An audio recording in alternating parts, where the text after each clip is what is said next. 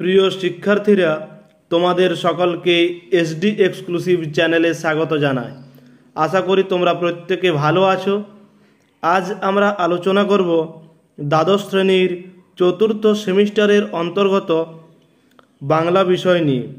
বাংলা বিষয়ে যে তোমাদের নাটক রয়েছে নানা রঙের দিন, অজিতেশ বন্দ্যোপাধ্যায়ের লেখা, সেই নাটক থেকে কিছু গুরুত্বপূর্ণ প্রশ্ন আমরা আজ আলোচনা করব।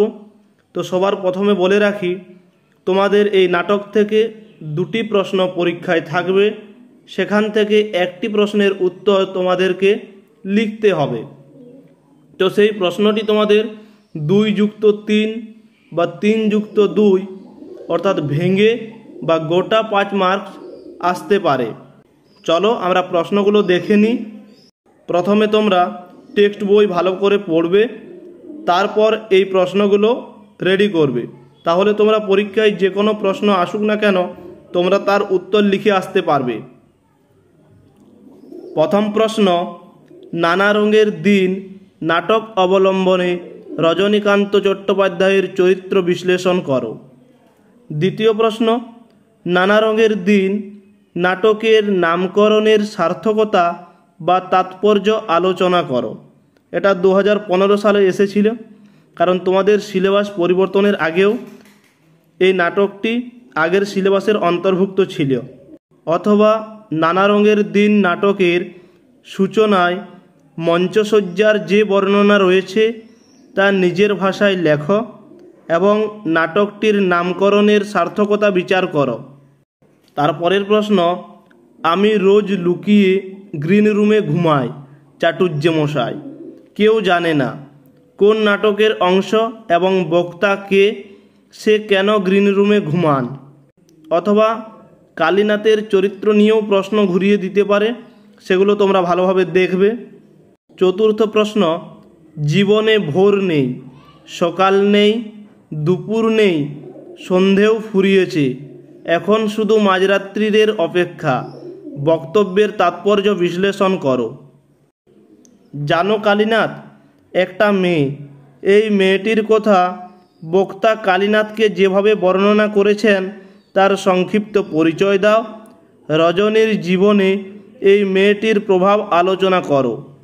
মেয়েটি বা রজনীকান্তের প্রাক্তন প্রেমিকের সম্বন্ধে নানাভাবে ঘুরিয়ে তার বর্ণনা জানতে চাইতে পারে, তাই টেক্সট বইয়ে ওই জায়গাটা একটু ভালো করে দেখে নেবে।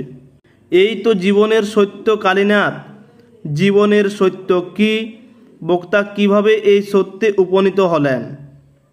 তারপরের প্রশ্ন, অথবাতে যে প্রশ্নটা আসতে পারে, অথবা শিল্পকে যে মানুষ ভালোবেসেছে তার বার্ধক্য নেই কালীনাথ, নানা রঙের দিন নাটক অবলম্বনে মন্তব্যটির তাৎপর্য লেখো। অথবা আমাদের দিন ফুরিয়েছে, কে কোন প্রসঙ্গে এই উক্তি করেছেন, বক্তার এই উপলব্ধির কারণ ব্যাখ্যা করো।